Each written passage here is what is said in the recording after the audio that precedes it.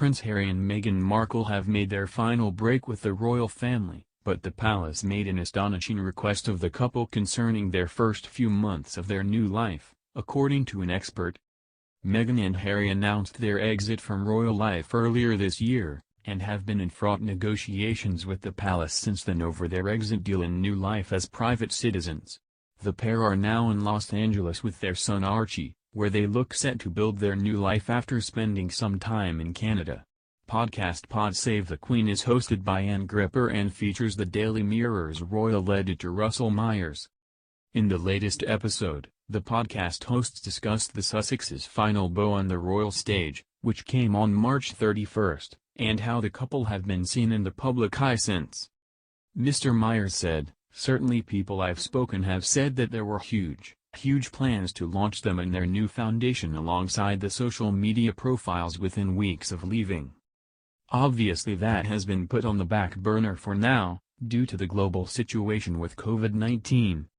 However, Mr. Myers continued, the family had certainly told them to take a step back and to have some time off. I found that a bit astonishing, really. They'd already had time off with their 7-week holiday, and with everything that's been going on they really haven't been seen publicly for such a long time. But because the situation and emotions had run so high, that's probably not bad advice, to take a few months off. And the coronavirus situation is unfortunately going to last several months.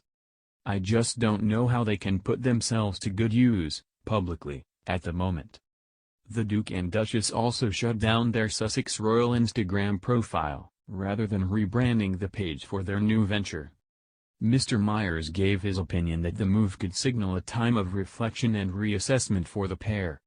He said, "I think you've only got to look at the public opinion. It has shifted for them unfortunately. It goes back to what the family were telling them, they need to take some time off and really reevaluate where they are in the world. Perhaps it will allow them to realize what it means to have a profile like that."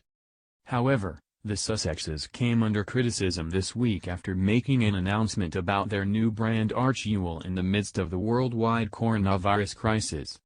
It would seem that the royal family's request for the pair to hold off on public announcements for the foreseeable future may have avoided such criticism. However, Harry and Meghan said they felt compelled to share the information. The Telegraph's royal correspondent Hannah Furness revealed on Monday that the newspaper had seen documentation filed in the U.S. that revealed the new non-profit's name. Ms. Furness wrote, the couple had not planned to launch details of the non-profit just yet, emphasizing that they and the world were rightly focusing on the threat posed by coronavirus.